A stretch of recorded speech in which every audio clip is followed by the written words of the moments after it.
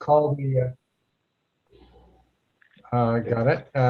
So I'll go ahead and call the meeting, to order, and we'll start with a roll call. Thank you. Chair Lane, Yes, I guess everybody has to know. Yes, I'm here. Commissioner Lamb is excused. Commissioner Lerner, Yes, here. Commissioner Narnsick, Here. and Commissioner Conce. Present. Thank you. All right, great. And item number 2 is the public comments. What we do with the public comments is we open up the floor to an item that's not on the agenda. Sometimes that's used by people to bring up issues that they know about, or feedback on an item that has been previous on the agenda, or just to tell us some update that we didn't know. So is there anyone here to speak on an item that's not on the agenda? All right, I don't see anybody, so I'll go ahead and close that item, and then we'll go for the item number 3, which is the approval of the minutes. And any updates on that? Anyone? Gabby? I don't have any comments. Nay. I don't see anything either. All right. Need a motion to accept the minutes? I move to adopt the minutes of the last meeting. Moved, and need a second? I'll second. It's Nancy. All right, Nancy, very good. And we need a roll call on that, Stephanie? Yes, thank you. Chair Lane, Yes. Commissioner Lamb is excused. Commissioner Lerner, Yes. and Commissioner Narnsick, Yes. and Commissioner Conce. Yes. Thank you.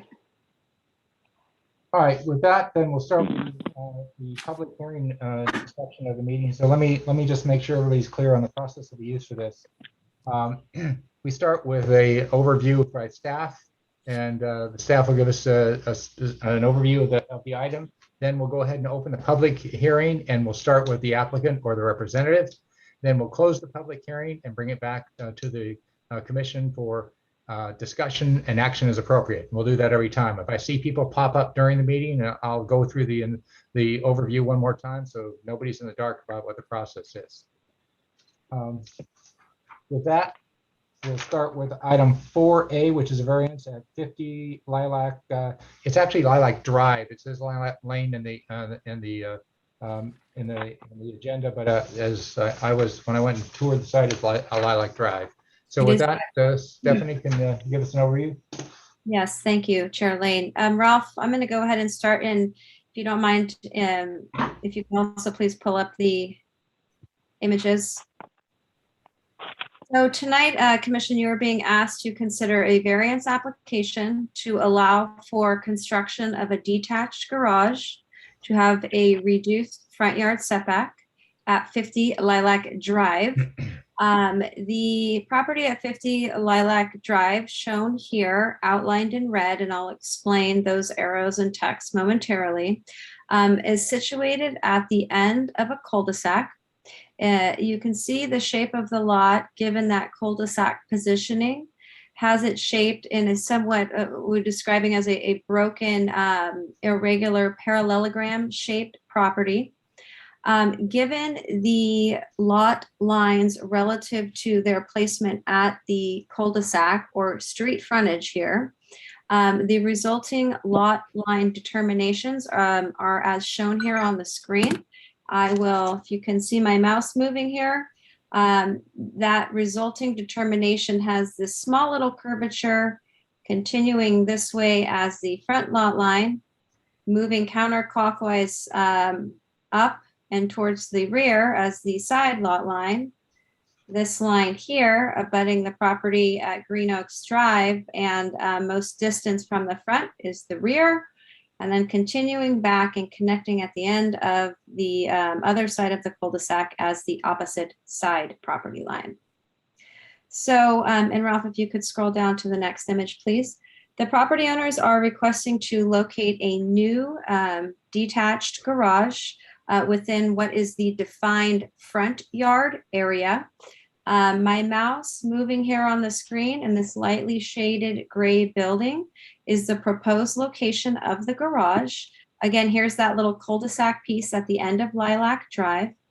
The proposed garage again, given this is the front lot line designation here, is situated 10 feet from the front property line. Being a detached accessory building, the standard requirement would place such a structure somewhere within that blue box that is outlined on the screen. Specifically, that would be 120 feet from that front property line or 30 feet behind the front line of the main residence. That blue box depicts the standard allowable area for detached accessory buildings and structures. If you could scroll down, please, Ralph, to the next image. The specific location of that proposed detached garage is located at the end of an existing driveway that currently serves an attached carport to the main residence, as you can see here on the screen. Part of the overall construction details at this site do include enclosing that carport into living space. As you can see here by the existing asphalt driveway and hard surface, the garage location would utilize the existing pavement for its access point. So the premise of the variance request is effectively threefold. Number one, the applicants note that the property's somewhat irregular shape, as I described previously, at the end of a cul-de-sac with no clear front yard as shown from or visible from the public right-of-way or street, creates for a more limited building envelope for the area allowed for detached accessory buildings and structures. Secondly, the existing physical conditions of the lot that are somewhat displayed here visually by this photograph do include a multitude of healthy heritage trees that effectively flank both side property lines or side yards. Heritage trees both that are contained within the boundaries of the subject site at 50 Lilac, as well as heritage trees that are on neighboring properties, however, are so large that their resulting tree protection zones or TPZs, those are those safety buffer zone areas or circles around the tree that need to be free from any development based on the tree size, also encroach within the subject site at 50 Lilac Drive. The location of those trees and their associated tree protection zones prohibit any associated driveway that would be required to provide necessary access to a detached garage in the otherwise allowable accessory building and structure area. Again, that area that I had outlined in blue on the prior image. Would not be allowed. If such detached garage were to be constructed in the otherwise allowable area for accessory buildings, heritage trees would be negatively impact and or be required to be removed to provide the associated access to such a garage. Lastly, the proposed location of the garage is found to have a lesser impact on adjoining neighbors. As shown again here on this picture, it utilizes an existing driveway and as such does not require any additional hardscape or driveway to be created or developed as is currently used as parking. So would not be introducing any new use into the neighborhood. As part of the application materials that were submitted and included in the staff report, numerous letters of support from all adjacent neighbors have been included as part of this package. So the town arborist has reviewed this application and does concur that the placement of a detached garage in the otherwise standard allowable area would result in negative impacts to heritage trees. While the proposed location of allowing a detached garage to be within the otherwise required front yard would maintain a better benefit for such heritage trees. Combined again with that irregular parallelogram shaped configuration of the property itself, as well as, again, those trees are found to be a rather distinctive physical condition not prevalent in other lots in the immediate vicinity of this neighborhood property. As such, and is detailed more specifically within the staff report, is found to meet all 4 required findings in order for the commission to consider granting of a variance. With that, I'm happy to answer any questions that the commission may have. And I do see that the applicant has a team of representatives here, property owner, architect, and I believe arborist as well, if you have any questions on that. All right, any questions of staff from the commission? No questions for me. Thank you. Okay. I had a question. This is Commissioner Conte. Are any of the trees going to have to be cut down as a result of the variance application? No, no trees are required, would be necessitated to be cut down as given the proposed location of the detached garage associated with the variance Okay. request. Okay. All right, with that, I'll go ahead and open the public comment section. We'll start with the applicant or the representative or all of them. So with that, Carrie, are you going to kick it off? Sure. Yeah. Can you guys hear us? All right. All right. Stephanie, you did a great job walking everyone through everything. So thank you. And thank you to everyone who we've been working with in the town so far. You guys have all been very supportive and helpful with the process. So we appreciate that. I don't want to go through the story too much more and take everyone's time. I think you heard a really good overview of the project. I mean, the main idea is that we've lived here just over 5 years now, and we've been working with Lori, our architect, she's on the call as well, trying to develop plans for the house. And, really we've always loved the house and the property as it is, and have been hoping to maintain much of that feel and that open, natural feel. And we just would love to be able to expand the living space a little bit without having to tear down the house and, build this great big new home. So we've been, looking for many different opportunities or possibilities for where we could put a detached garage. And there just aren't any other allowable places for all the reasons outlined, due to the building envelope of the property being so skewed, and then all of the trees on the different corners, and then also in the center circle of the lot. And then, we always felt that putting a garage in this spot would still be true to the feel of the neighborhood, because it really is tucked away in this back corner. There isn't a street that passes our quote unquote front yard, or even a side yard. We're flanked on every side by other properties. So it is tucked away. And then in the corner that it is in, you can see was a wooded area. And so it's, very well screened from our other neighbors. And, all of our other neighbors have been very supportive ever since we moved in of the whole process. They kept saying, oh, it makes so much sense. You tuck a garage back there and no one will ever see it, and your cars will be in a garage and they'll be away and out of sight. And so it seems like a win on many fronts. And like Stephanie said, we tried to look at changing the lot line to see if that would work, and that puts our house out of compliance. So this seemed like a natural solution, and it also it does not disturb nature at all. So it's already a paved area. We wouldn't be, needing to cut down trees or pave a new area that goes by other trees or anything like that. So I will be quiet now.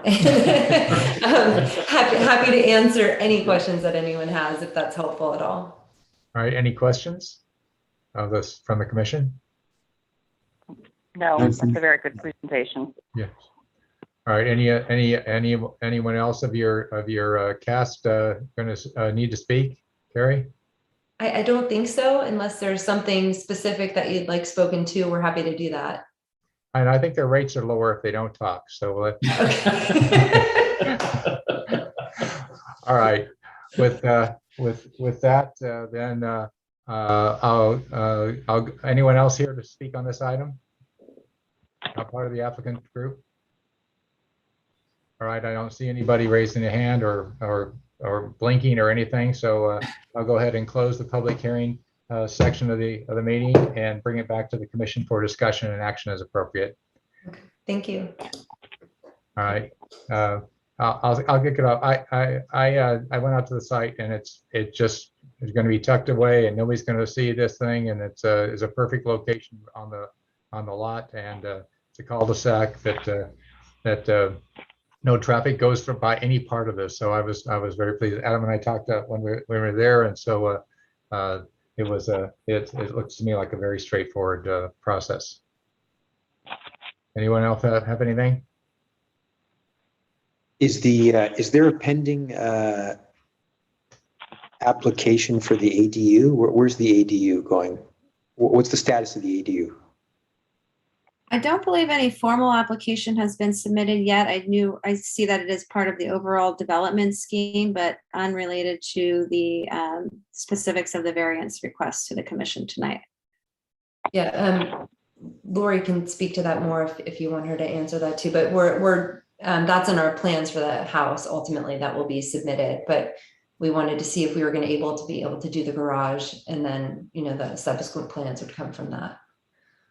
All right. Thanks. I'll officially, Carrie, I opened the public hearing and closed it before you and after you. Yes, Zoom is a little easier for people to jump in, so I just am a little more flexible about that, but that's the way it's supposed to work. But officially, you were open and closed. All right. Any other questions? None for me, thanks. All right. Any comments?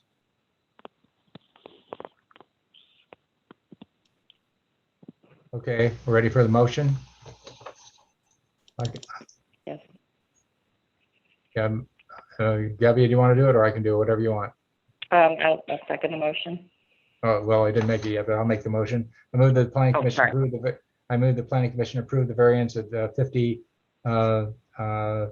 Lilac Drive based on the findings and subject to the conditions listed in the draft variance certificate to allow the front setback for the detached garage to be 10 feet. The reasons enumerated by the staff report and with the conditions stated by the variance certificate, and the wonderful presentation by everyone. All right. Second. I second the motion. Yeah, Gabby has seconded on that. Okay. All right. Yeah. Moved and seconded. Roll call, please. Stephanie? Thank you. Chair Lane, Yes.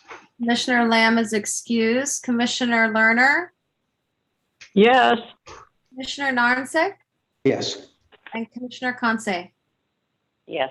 Thank you. All right, great. Thank you all for coming, and good luck on the project, and have fun with the new garage. All right. Next item on the agenda is item 4B, the special, and you guys can either stay for all the fun, or we'll understand if you have other things to do. So with that, we'll go to item 4B, special structures permit at 358 Walsh Road in Atherton. And then we'll do the same process as we got the overview from the staff, and then questions of staff, and then open up the public comment section and bring it back for discussion and action as appropriate for the commission. So Stephanie, are you on this one? I am. Thank you. All right, very good.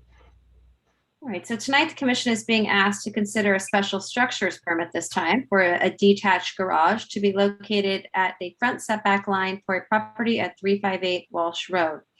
Unlike the previous property that we just saw, the property at 358 Walsh Road is a cross-sloped flag lot. And then Ralph, if you could please pull up the images that I sent for this property, and I will get to those momentarily.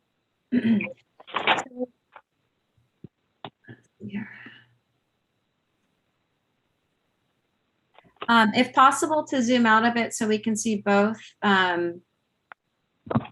images simultaneously. Thank you. So the images that we see here on the screen, this is to give context of the property configuration. The image there on the top is what I would describe as a traditional flag lot, a 20-foot wide strip of access from a street, perpendicular to that street that provides the main building area to its rear. What you see there on the bottom is the flag lot configuration for the subject site at 358 Walsh Road. And as you can see, it's slightly different than that traditionally shaped flag lot in that its flag strip, or that access portion, does extend and turns perpendicular to the street frontage. This sets the buildable area of the lot even further away from the street. Subsequent to that, based on prior town determination, the front lot line designation is that which you see outlined with that red double-sided arrow there. And that is falling most consistently with how a front yard is determined on a, quote, traditional flag lot configuration, which is that piece of the property that is most parallel and facing towards a public street. The reason that that front lot line designation is important is it subsequently sets the setback determinations both for the main residence as well as for any detached building or structure. So the request is to situate a detached garage to have the same front yard setback as the main residence, or at 60 feet behind that red line or front lot line.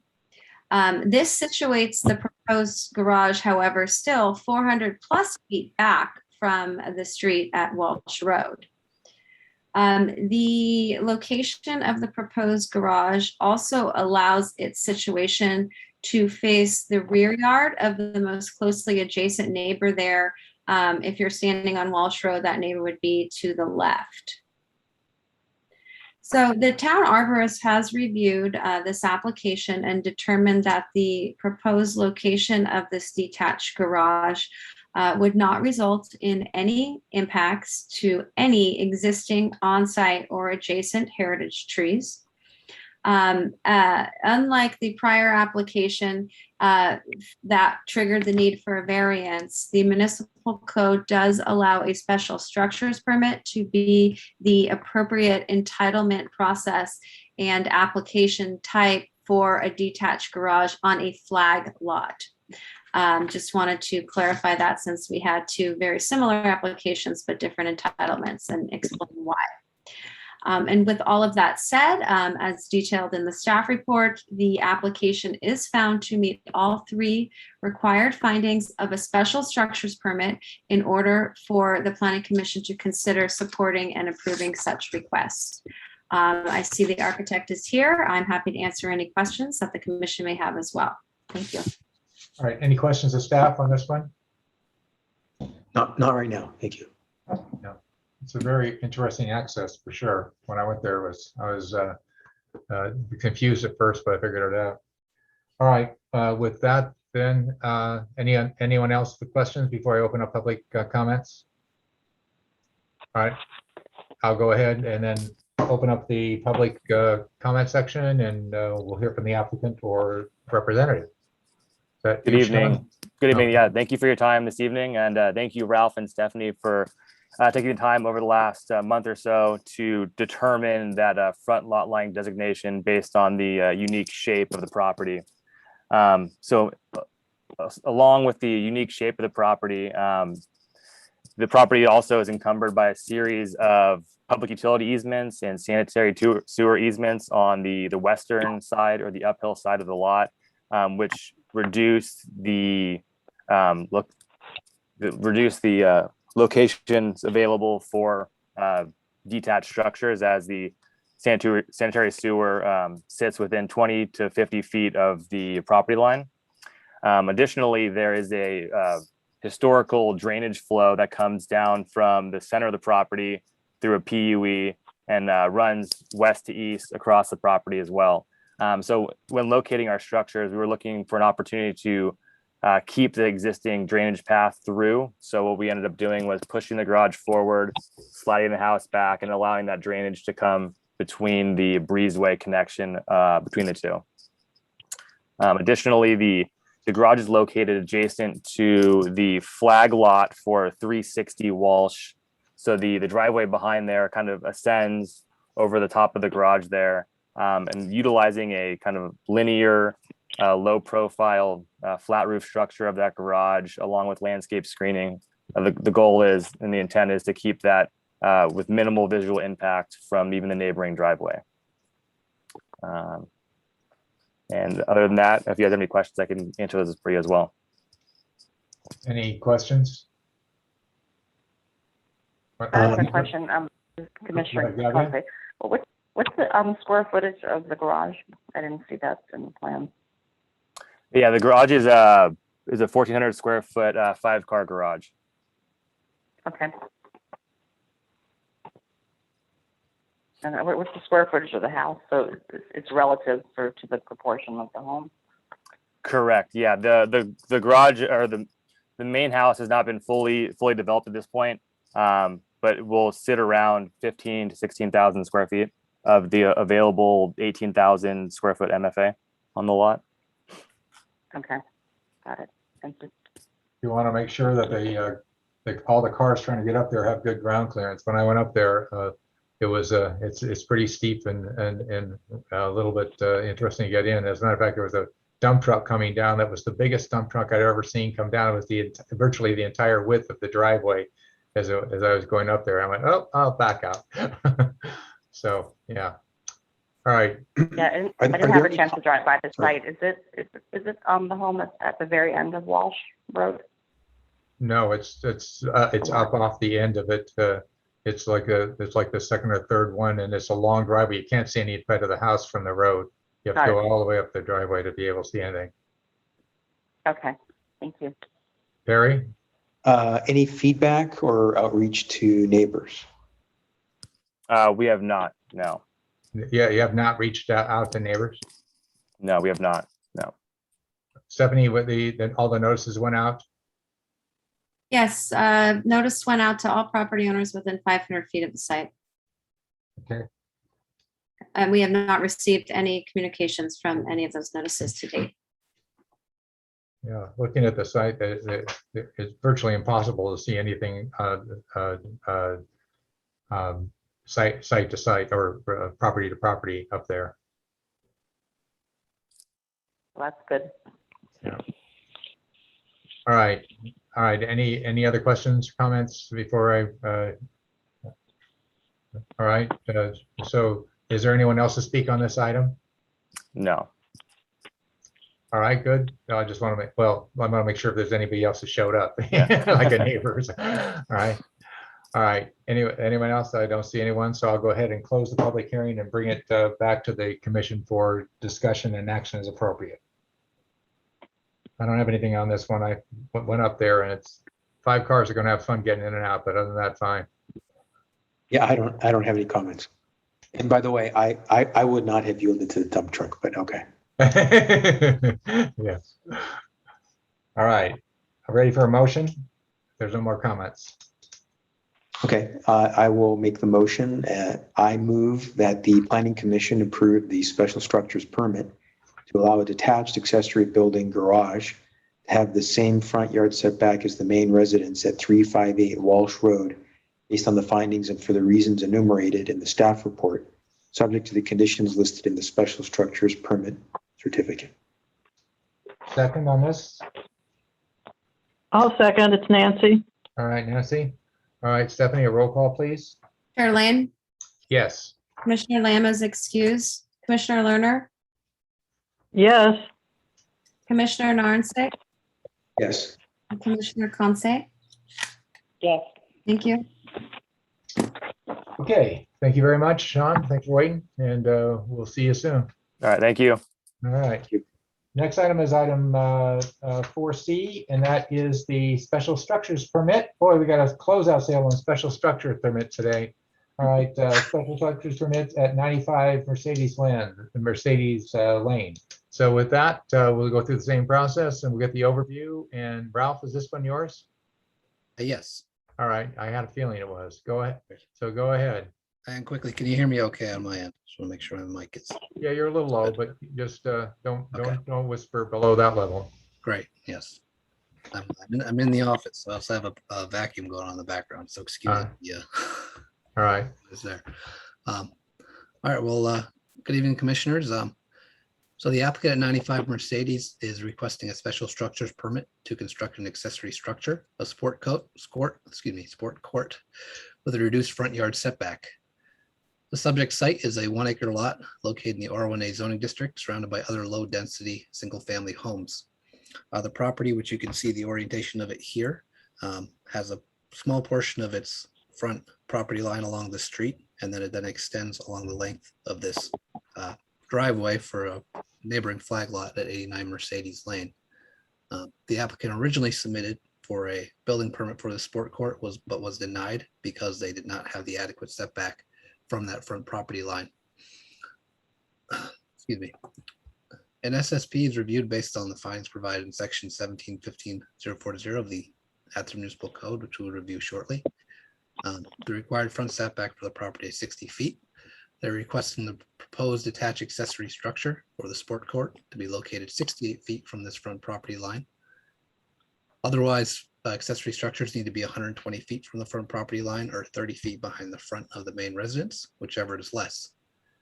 The structure otherwise complies with required rear and side setbacks, as we will see in the second illustration here. So 68 feet from the front and 15 feet from the side property line.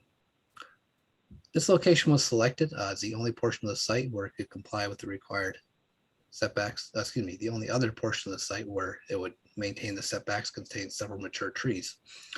The applicant also notes that this other location will place the court closer to neighboring buildings at 50 Winchester Drive. Also previously, a sport court was located in this proposed location, but had been removed previously by the homeowner.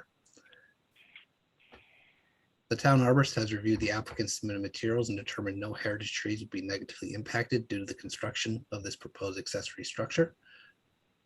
It is meeting the minimum 10 times TPZs for all immediately surrounding heritage trees, and we're not asking for any staff level or planning commission TPC exceptions. The applicant will also be required to submit a tree protection plan as part of the building permit submittal. Staff has also included as a condition of the special structure permit that the applicant submit a landscape screening plan to the satisfaction of the town arborist. And so as you can see here, here's a view from the back of the, facing the location of the sport court, and you can see the neighboring property at 89 Mercedes Lane. So I wanted to bring this up. As we mentioned, we're going to include that. We did include that condition for additional screening. Currently, the only sufficient screening is coming from that neighboring oak tree, which again, the court is located an adequate distance from, but otherwise the court is always screened by existing low-lying shrubs. So that is something the applicant will need to address prior to building permits, receiving the building permit. Public notice of this application was mailed to all property owners within 500 feet of the site. We've not received any public comment other than from one neighbor who requested more information on the project and has not submitted any follow-up and who has not appeared to join this meeting. The applicant did conduct their own outreach and submitted 2 letters from neighbors, including from the adjacent property at 89 Mercedes Lane, in support of this application. So the planning department, to grant the special structures permit, the planning commission must make the following findings. The proposed building or structure will not negatively impact neighboring properties with respect to privacy and view. We find that the existing plus proposed landscape screening, setback distances, combined with the location of existing buildings and structures on neighboring properties, will assist to screen these areas of addition from neighboring properties and the public right of way, and not substantially impact neighboring properties with respect to privacy and view. B, the proposed building or structure complies with other development standards, restrictions, or limitations for the proposed building or structure, such as height or landscape screening. And we find that all of their development standards, including side and rear setbacks, have been met under the current proposal. And C, the granting of the special structure permit is consistent with the objectives of the general plan in this title. We find that the sport court complies with all of their municipal code requirements with the issuance of a special structures permit. No heritage trees will be removed and or impacted directly by the location of the court. After the proposed landscaping improvements, the sport court will have minimal visible impacts on neighboring properties. Staff believes the applicants demonstrated ability to meet all 3 required findings and recommends that the planning commission approve the application. Thank you, and I yield my time back to you, Chairman. All right, any questions of staff?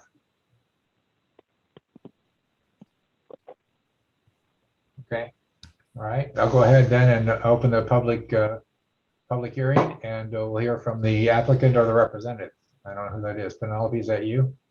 Yes, that's me. Thank you very much for having me tonight. And thank you, Ralph, in particular, for helping me through this process. I just want to point out that that sports court is going where that grass is, and it has no sides, so no walls or gates or anything like that around it. Penelope, for the record, could you just introduce yourself to make sure we know who you are? And how you Oh, really sure. Yeah. My name is Penelope Joy, and I'm the owner at 95 Mercedes Lane. Yes, I figured that, but I wanted it on the record. All right. And I really should have my son in here, who's the one desperate for the sports court. But thank you very much to the commission for hearing my application tonight. Well, And there's only really one sport in the world which would require a soccer field. So, I had a question for you about the outreach to your next door neighbor. Yes. What kind of feedback did they give you? So next door neighbor, and you can see his house in that picture. Yes. He is totally fine with it. He actually has 3 girls that we know well, and hopefully they will get some enjoyment as well of the court. And yeah, I spoke to him, and I'm happy to put the screening along that fence line. You can see my laurels are not doing well at all along that fence line, so I'm certainly happy to do that. And of course there'll be less watering required because I will no longer have that grass. All right, great. Any other questions? Okay. Questions? All right. Anyone else speaking on your behalf, Penelope? Anyone else? No. All right, very good. Anyone else here to speak on this item? All right, then we'll close the public hearing and bring it back to the commission for discussion and action as appropriate. I don't have anything special on this one. Barry, you're going to start it? No, I think it's fine. No issues. We should have had a soccer goal on it, but that's about it. You know, my only problem with it is it's going to be really tough to develop a half-court shot in this court, but that's all right. There you go. All right. Anything else, Gabia? Nothing for me. It sounds good Right. idea. All right, great. So we're ready for a motion. Do I got to do everything? I can do it. I can do it. I move the planning commission approve a special structures permit to allow for the detached accessory structure sport court to have a reduced front yard setback based on the findings listed in the staff report and subject to conditions listed in the draft special structures permit. I think, Perry, you need to send a nasty message to Randy because he's not splitting the time. Already. All right, I have a motion. We have a motion. Do I have a second? Second. I second the motion. Yes, I'll second. Gabby. All right, there, everybody seconded, but I'll take Perry's first. Perry, you're second on that one. All right, with that, then Stephanie or Ralph, are you doing the roll call? Yes, Chair Lane, Yes. Commissioner Lamb is excused, Commissioner Lerner, Yes, Commissioner Narnsick, Yes. and Commissioner Conce. Yes. All right, thank you. Thank you. Penelope, I played basketball until I was 53, and then I realized there was a place on the planet where pain and gravity collided, and that's where I was standing on a basketball court. So I hope he has a great career. Okay, thank you very much. All right, good luck. Thank you. Thank you. Thank you for coming. Thank you. All right. Item 4D, is a special structures permit at 86 Tallwood Court. So with that, who's covering this one? It'll be me again, Chair Lane. All right, we're getting our money's worth out of you today. All right, go ahead. Excellent. So the applicant at 86 Tallwood is requesting a special structures permit to construct an accessory structure, a sport court, with a reduced front yard setback. Stop me if you've heard any of this before. So the subject site at 86 Tallwood is a 2.8 acre lot located in the R1A zoning district, surrounded by other low-density single-family homes. Other properties developed with the main residence, various accessory buildings and structures, and a swimming pool. The applicant has also been approved for a new garage and driveway access, new returning walls, new entry gates, pool house remodel, and the removal of dead and dangerous on-site heritage trees. So the applicant previously applied for and was granted a special structures permit in September of 2020 for an indoor sport court in this same location. If I can get to my, here we are. So you can see the sport court here outlined in the blue dash. You gotta display it there, Ralph. Oh, pardon me. Thank you, Charlene. All right, so again, you can see the sport court outlined in the blue dash line here on the site plan. So the required front yard setback for a structure of this type is otherwise, as we mentioned, 120 feet or 30 feet behind the front line of the main residence. This proposed court is to be located 68 feet 3 inches from the front property line and 16 feet 7 inches from the nearest neighboring side property line. This proposed location remains the same as the previously approved location from September of 2020. It was selected due to the topography and heavily forested condition of the lot. In fact, there are over 70 heritage trees on the site, making it difficult to locate any accessory buildings or structures without impacting heritage trees. This proposed location will not require any trees to be removed and does not encroach into any required tree protection zones. So to reduce the visual impact of this structure, the applicant has designed the court to be partially submerged, similar to the previously approved design last year.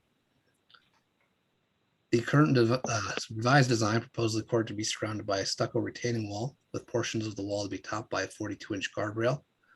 All in all, at its tallest point, it will be 8 feet and 15 inches along one portion of the court's northwest elevation. And this elevation will be gradually reduced along the length of the court to an exposed height of 1 foot along the opposite side wall.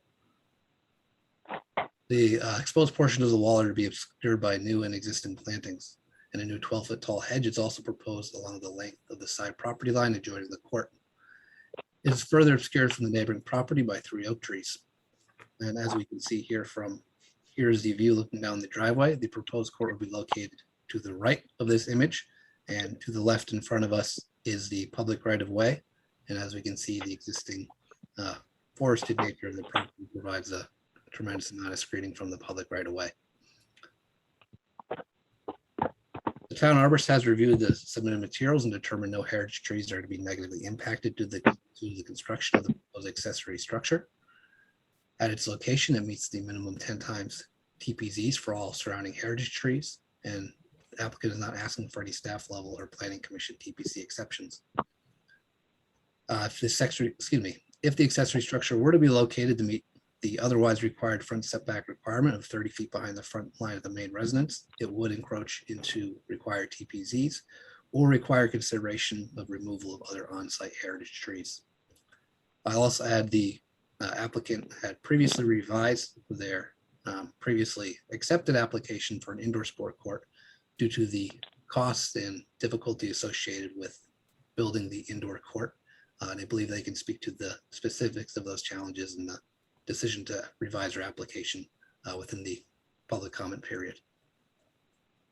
Public notice was mailed to all property owners within 500 feet of the site.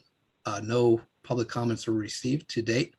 Applicant also conducted their own outreach. I believe they did not hear back from any of the neighbors they reached out to, and they can speak to that further as well. So to grant the special structures permit, we go again to these 3 conditions. A, the proposed building or structure will not negatively impact neighboring properties with respect to privacy and view.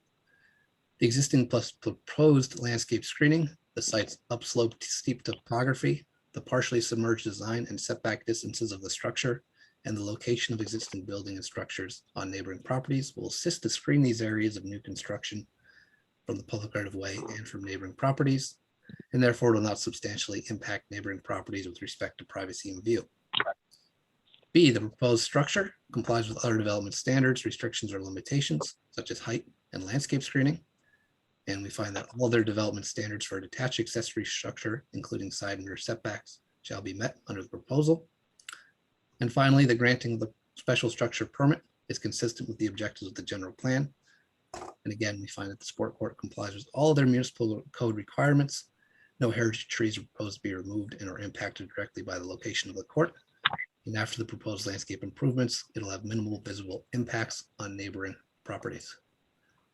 With that said, staff is recommending that the Planning Commission accept and approve the application.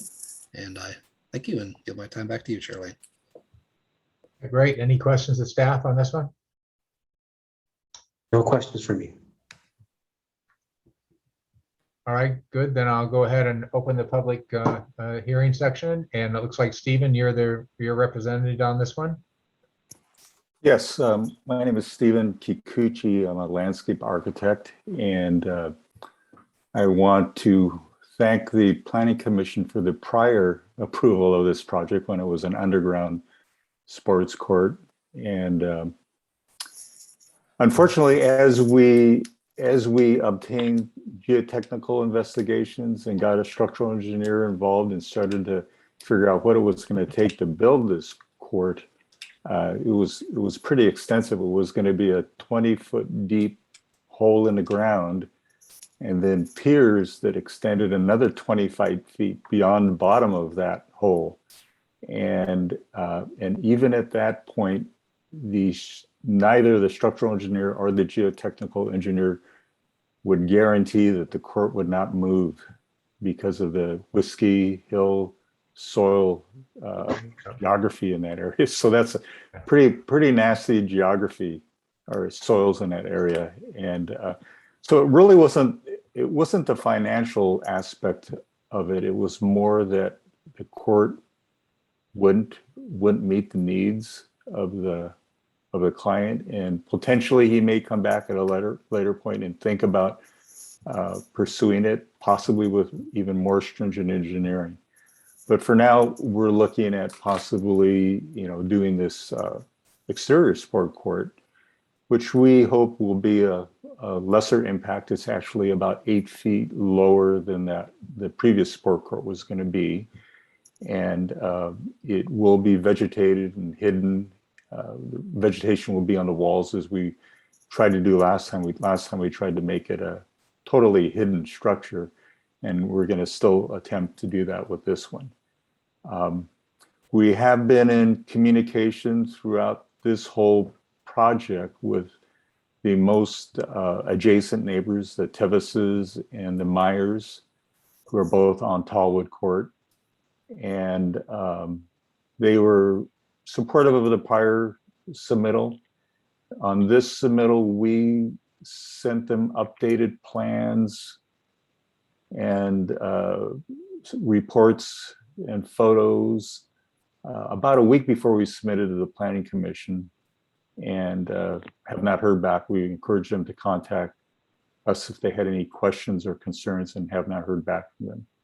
So we anticipate that we're going to continue to be in discussions with them as we pursue, the building permits for the other parts of the project. So we once again hope that this meets the needs of the town. And if you have any questions, please feel free to ask. The picture shows like a volleyball court. Is that what the intent is? Is it primarily volleyball? Well, it's intended to be multi-purpose. It may end up being a badminton court. It may be pickleball. Yeah. And it may be volleyball. They have 3 kids, so there's a possibility that the kids will alter the activities. Yeah, that's good. That's the same question I had. What the intent was? Was this supposed to be? You mentioned the pre-existing application. I'm a newer commissioner. So it was like a subterranean. Was this supposed to be like a tennis court or something that you could use when it rains? Or no, it was intended originally to be a badminton court. Our client are hardcore badminton players. So it was always intended to be a badminton court. And that's one of the reasons why it was the height of it was, the interior height was so high, 30 feet high. Okay, that makes sense. Thank you. Unfortunately, it's not a soccer field. No, I think that would be hard to approve. All right, any other questions? All right. Is there anyone else with you, Stephen, to talk on your item? No, there is not. All right, good. Is there anyone else here to speak on this item? All right, good. Then I'll go ahead and I'll close the public hearing and bring it back for discussion and action as appropriate with commission. Anyone have a comment on this one? I have no comments. I remember the first proposal, and I was going, "Wow, that's really that's going to be an interesting project because it's that little that driveway there is almost like spooky." I drove my car in a little bit, and I went, "Oh, I'm gonna back out slowly." Yeah, yeah, that'd be a tough area to develop for digging down that deep. All right, any other questions, comments? Okay. All right, I need a motion on this one.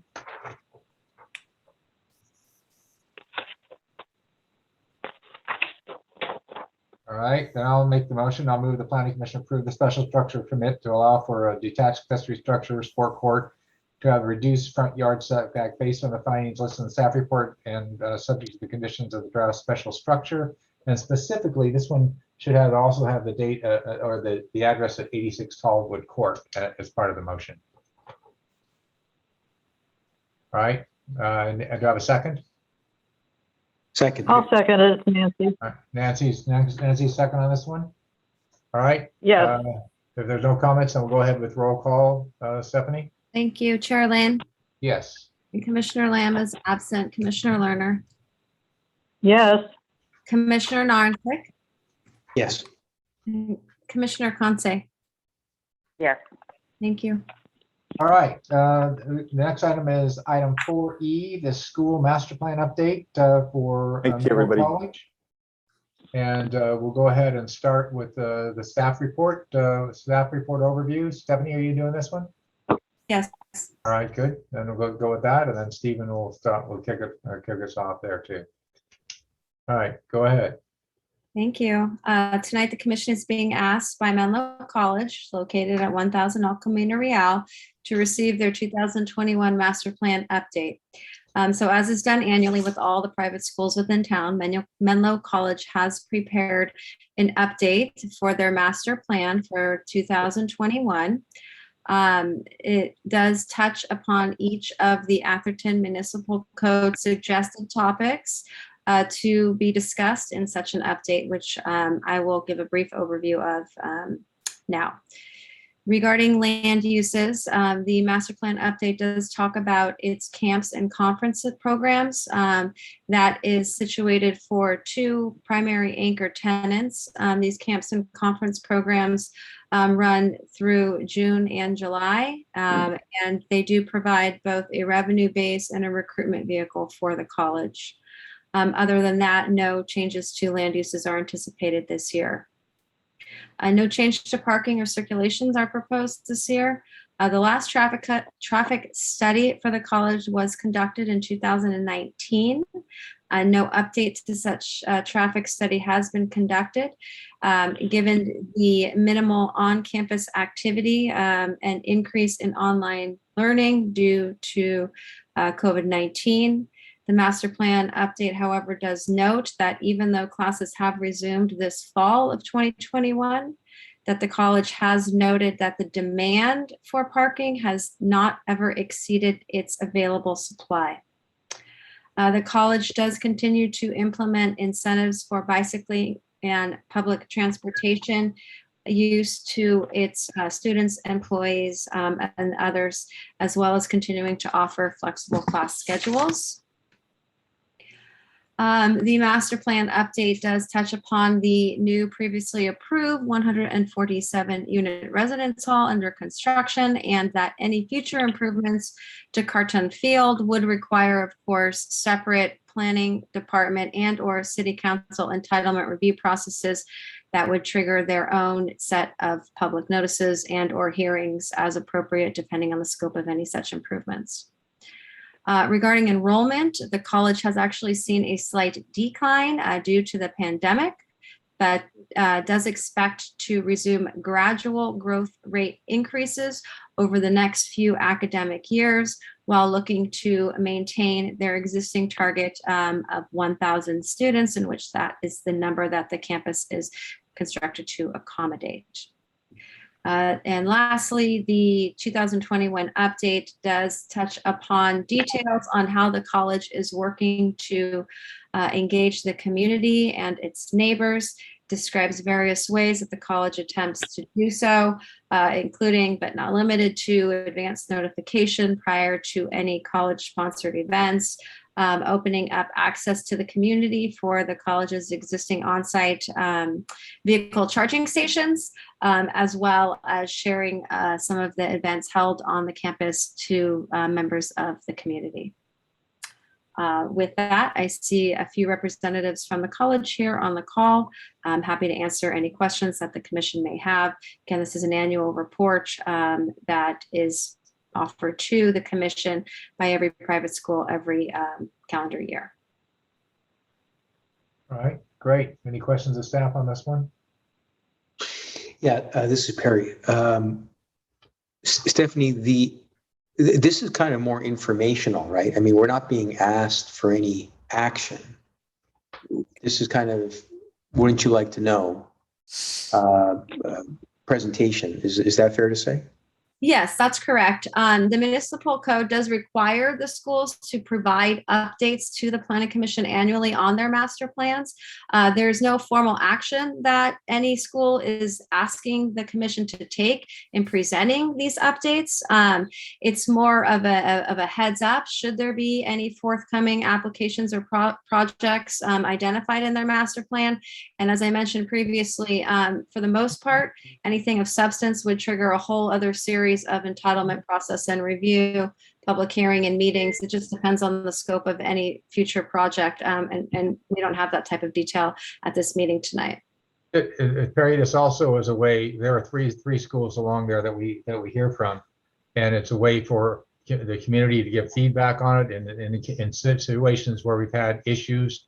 That has been this has been a format for people to express their concerns, and that has adjusted policies. So the purpose of this is to make sure that we have this designed dialogue with the school and provide the community access to it, as well as hear how aligned their plans are with what the reality we get. And we've had some exceptions to that, which has created some not always with Menlo College, but with other schools along there in terms of the surprise requests. And that got to be a discussion that we got involved with on the annual report. So yeah, in some ways it's sort of a perfunctory type review, but in other ways it's a major sort of check-in point on the communication.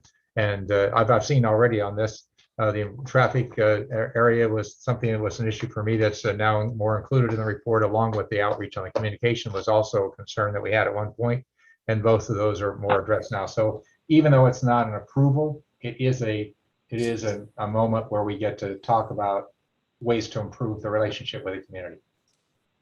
Thank you. Makes sense. Makes sense. Any other questions of staff? Yeah, I have a follow-up. Stephanie, high level, what are the most significant changes in the 2021 update compared to the last one? Well, let's have Stephen do that instead. So he'll go over that. He's the man who's got all the details on that. So he'll be the best one for that, I think. Okay. Because we want him to verify whatever Stephanie said too. So let's go ahead. Let's Sure. go ahead and open the. I think I also have some questions with respect to the security for the students and those kind of issues that affect universities and colleges. It'd be good to hear a little bit about that. Yeah, that's a good idea too. Mm-hmm. All right, good. So I'll go ahead and officially open up the public hearings section. And I guess, Stephen, you're the representative who's going to go over the details with us, correct? Happy to do that. Bob Talbot, our director of facilities, is also on the call, but I'll start in. First, with respect to Stephanie's summary, she did an excellent job covering the highlights. I just add one point and it specifically addresses community engagement, and it relates to an event that came up after or took place after we submitted the master plan update, which was what we've called Silicon Valley Sculpture show that we hosted at the end of September, which attracted over 550 people to our campus, including many Atherton residents. Mayor Lewis was there. Some of you may have come by as well. It was a terrific opportunity to engage the community and bring them to our campus, including many people who had never been here before, but live within walking distance. But enjoyed that opportunity, and parenthetically, over the course of the 2 Silicon Valley sculpture shows we have hosted last year and this year, we have netted donations of 3 sculptures to our campus, which we think not just enhances our campus, but the community at large, since so many Atherton residents use our campus for various purposes. With respect to the question about changes, I'd say the most fundamental change is the construction of the new residence hall, which wasn't covered in the 2020 master plan update. As Stephanie pointed out, the slight decline in our enrollment, which is the pandemic related effect, for which while I derive no comfort from it, it does seem that we have a tremendous amount of company. Early results coming out of the National Student Clearinghouse suggests that across this country, we're going to set a record for a 2-year decline in enrollment in colleges and universities when the numbers are finally in for this year. So it's a sobering reflection what's happening broadly, but we're seeing it as well. But we hope, as Stephanie said, to rebound from that. We had tremendous momentum coming into the pandemic, and very much hope to pick that up from this point forward. I don't think there were any significant other changes between 2020 and 2021. There was one question about the security on campus and how that's working. Oh, I'm sorry. That's right. With respect to security, we do have 24/7 by 365 security on campus. This semester has been a particularly peaceful one in many ways. That may in part reflect all of the behavior modifications that are associated with COVID-19 protocols. On that point, we mandated vaccinations for every member of our community. We issued that mandate back in April. So we were early out of the gate in issuing mandates. We started this semester with 99.7% of our community fully vaccinated. We did grant 4 exceptions for medical, or in one case, religious reasons. We did have some cases on campus in the first few weeks, but we are now on day 29 without any cases on campus, despite the fact that we continue to test weekly to control the spread. So we're enormously pleased with that progress. But back to security again, I think people are curtailing their behaviors, which is reflected in that 29-day record, and reflected in the fact that there have not been security issues on our campus this semester. Good. Very good. Gabby, okay, that's all your. On that, a tangent to that is one of the comments, or one of the items in your traffic notes, is about a non-affiliated traffic routinely enters Menlo College's El Camino entrance only to immediately exit. I assume they're doing a little loop so they can go across the street. Is that what they're doing? Yeah, exactly right. Yeah. So I don't know what the town could do to help you with that, but that would be a situation. One, it's somewhat of a security risk because that keeps on happening, and somebody just continues to go into the campus that shouldn't be there. That's potentially an issue. But the other is it's just bad traffic process. I don't know, Stephanie. I don't know if we could point that out to somebody and see what they could do about that a little bit. I don't know if it's probably not illegal, but it's not preferred, and and it could lead to other problems downstream. One of the things about the most secure thing you can do to campuses is make sure the right people are always on it and the wrong people aren't, and that's a hole in that process. So You know, even if it's a sign that we put up says no turnaround or something like that, or. you Yeah. know, I Have you don't ever know. considered having a guard gate in the front, like Yeah. most universities have? It's a cost benefit issue for us. That's the challenge. Yeah, at this point, it's more of an annoyance, but I just want to reach Yeah. out. You know, I've been critical of your report in the past, but it's definitely moved in the direction I would hope for. And anytime you come up with something that could be something that we might be able to help with, I want to be able to reach out and do that. I appreciate that. How's your dormitory situation moving along in terms of your construction on that? Good. We're still on track to complete it in June. We don't anticipate taking occupancy before the following semester, so we'll take occupancy in August of 2022, most likely. But the construction is on course. They're just about halfway through. It's now at the very exciting juncture because all the infrastructure is done, which means they're working on the above ground structure, which is going much more quickly, and we're seeing it take shape, which is an excitement for the community. It's a great thing for us. You're doing a good job on signage along the road into the neighborhood, also to keep parking off that street too. Both schools are.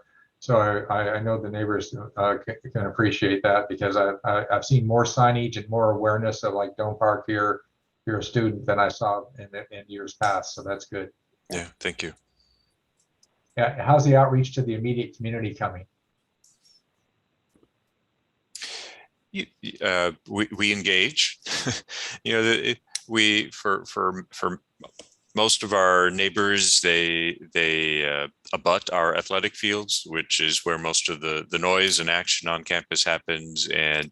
And I think it's fair to say that for most of those neighbors, our presence there is something of an irritant. But we do our able best to alert them to any special events, even alert them to games, invite them to games, invite them to return the balls that end up in their backyard. Doesn't always work, but it's an ongoing challenge. Yeah, I think there's a lot of past damage that's been built up there, and it'll make anything done with that field very difficult in the future. So keep working that and keep on trying to figure out a way to make it more helpful for them. Any other questions? No All right. questions for me. Thank you for your support. Appreciate it. Is there anyone, Bob, do you need to say something too or not? No, I think the questions were answered. I think with the new dormitory, I just have one question. Are these single sex, so like female, male, or mixed, or how does that work? Yeah, we approved that before you got on the board. It was a long discussion. Go ahead, Stephen. Yeah, it's mixed gender. It's except for resident assistant rooms, they're all double room occupancy. Okay. But people, these students that are on the campus, they have their own cards to get in and out. So there's some security there, so that only authorized people are going in to the dormitories. Yes. Dormitory. All of our residence halls have restricted access. You have to be. It's accessed by key card only, which allows us to control the residence halls. And we've put in place more stricter controls about who may even be in a residence hall as a visitor now because of COVID. Yeah, but that's a very good development, because I came from a very large school. I went to University of Virginia, which has like 30,000 students. So I know Menlo College has a very nice sort of niche, student base, and we have to keep everybody safe, obviously. Yeah. We would fit probably into one of the University of Virginia's residence halls. Right, that is true. Yeah, we just went to Cornell here recently, and that takes over the city. Yeah. All right. Anyone else on your team that's going to give us any more information or not? Not unless there are more questions for us. All right, great. Is there anyone else here to talk on this item, speak on this item? I see other people online and I'm not seeing anybody coming forward. If you want to speak, you need to come off of mute. I don't see anybody, so we'll go ahead and we need a motion on this one. All right, I'll close the public hearing, bring it back to the commission for discussion action. Is there any question or discussion on this item?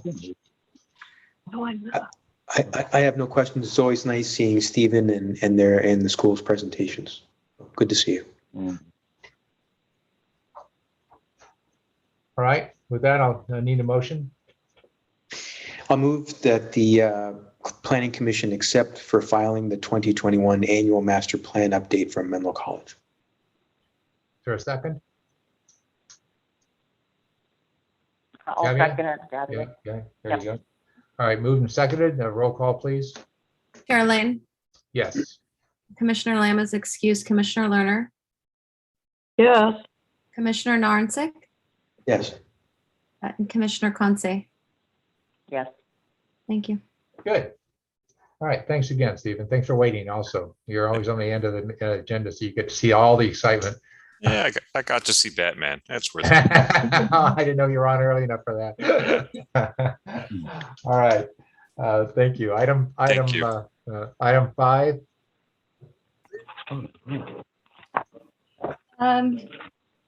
Not much to report, just a friendly reminder that there is no planning commission meeting in November. Our next meeting will be in December, early, however, on December 1st. Town is continuing to participate in regional informational agendas. We actually have one next week regarding SB 9. So no formal course of action, but just continuing to gather information and work with our legal team on how the needs to address that will be. Actually, there's one big kind of exciting piece of news that I'd like to share. Tomorrow, we in the permit center, so us in the planning department, the building department, as well as the Department of Public Works, will be moving over to the new town permit center. So 91 Ashfield Road, new building. So that's pretty exciting. And if you try to call or email us tomorrow, it might be best to do so later in the afternoon when hopefully we're back on live again. What are you gonna do with all the drip pans, and all the little? Well, I mean, I remember the days of the old trailer edition. We were like 10 feet from the train track where we had to hold on. I had to hold on to my phone when the train drove by. So I'm okay with it. That's good. I'm glad you're moving in right before the rainy season because you don't have to wear your extra boots. Yeah. When you're out the trailer. So it's going to be a nice office for you guys. All right, that's it on the staff reports. That's all, Charlene. Thank you. All right, we're gonna have to dock Ralph a little bit because he didn't have a report for us, but that's okay. Next time. All right, commissioner report. Any commissioner reports? No, I got one invitation to that same group that I attended before on the regional housing thing. That I didn't get a chance to go because I was out of town on the East Coast. I don't think any of us got to go. So did you hear any results of that one? Because I went to the first one. No, not really. I think this one next week is going to be pretty good. It's hosted by Goldfarb and Lippman, and they are a really housing-based law firm. I know I've personally worked with them in other jurisdictions in writing inclusionary housing ordinances. So they are like the really good housing resources. So I think this one will be perhaps more informational and beneficial in terms of impacts and maybe even solutions. So do we all have invitations to that one or not? It's a 21 elements. It's the regional housing needs assessment group for San Mateo County. So I can forward it to you. I know I got the last one. I just don't remember seeing that one. So if you could forward to us all, for those of you who haven't been to these sessions, they do go over pending litigation and also litigations that's passed and the impact of it, things like that. And this is going to be a lot about the issue that we talked about the last time with the changing zoning directives. Is that correct, Stephanie? Yeah. I'd like to get some information on it, and then since, you know, I'm an attorney, is there somebody in Stephanie, within your, we have a town attorney, is that correct? So Yes, would they be we have- addressed in SB9? We do. Yeah. Could you give me the contact information that I could maybe interface with that person? I'm Yeah, sorry. why don't we bring her to the meeting sometime, Stephanie, and have her go over it for all of us? Sure. Yeah, because, you know, it's good to have information, but I think we have to establish, as, you know, property owners and as a commission, what is our position on this? Right, we've done I that. think we sort of informally discussed that before, but I think we should still have a position because a lot of different towns obviously do express their position on that. Yeah, before you came on the commission, we actually took a stand on it. We were told to approve Did you? something that we didn't approve, that Yeah. was directing us to do that. And that was the idea that somebody had to say, this isn't good planning, and we were the planning commission, so we did. Yeah, oh, good. And that led to some other changes in terms of the way the wording of the town's ordinance. Also, we've had at least 2 presentations on this item by the legal counsel, so it's probably a good time to get an update on it. Yeah, and if we can give our input, because This is very important. This is a legacy of our town for years and years and years, for, you know, since the founders. Yeah, That's why I joined the planning commission, to try to help with that, if I could, you know, assist in any way, because I'm pretty good at legal language and things like that. Yeah, well, keep in mind the commissioner's role is different than that, but yes, definitely getting the legal input will be important. All right, so Stephanie, maybe that would be a good one for, I don't know what our December looks like, but definitely by January. All right. Yeah, Got it. all right. With that then, all I can say is our work is done here. Nice. You did a great job leading through all of the applications. I'm very impressed. Thank you. Thank you. Yeah, well, everybody makes it easy. Nobody drags it down, so that's good too. It takes a whole team, and staff reports help us, because the applicant comes here all organized and ready to understand the process a little bit more too. All right, with that, then I'm waiting for that never-ending item 7 motion. I'll make a motion. It's Nancy. All right. Motion to adjourn. All right, Gabby, are you seconding that one? Yeah, I'll second that one. Oh, man. All right. All right, this is tough. All right. Stephanie, you want to give us a roll call? Thank you, Chair Lane. Yes. Commissioner Lamb is excused. Commissioner Lerner, Yes. Commissioner Narnsick, Yes. and Commissioner Conce. Yes. Thank you. All right, very good. All right, 7:21 on that agenda. That's pretty good. That's pretty good. So everyone have a great month off. We'll see you the first week of December. And let's say, Perry, you're going to wear your reindeer ugly Christmas thing again. Is that what? It's going to be a surprise. All right, good. All right. All right. And Gabby and Nancy, we're going to get you on the screen so you can see some of this stuff. All right. Yeah, I gotta see it. We'll wear our Christmas ugly sweaters or something. Yeah, well, we've done that in the past. Yes, and I think the Christmas ugly sport coat might have taken the award one year. All right, so with that, we'll see you all soon. Ralph, you're getting a look at what life is like on this planning commission. So I'm glad you're here for it. Absolutely. No, thank All you. right. Did a great job, Ralph. All right, thanks a lot. We'll talk to you soon. Good, everybody. Thank Okay. you. Bye-bye. Thank you. Happy Good Thanksgiving. night, all. Take care. Happy Happy Thanksgiving. Thanksgiving. Bye. I wanted to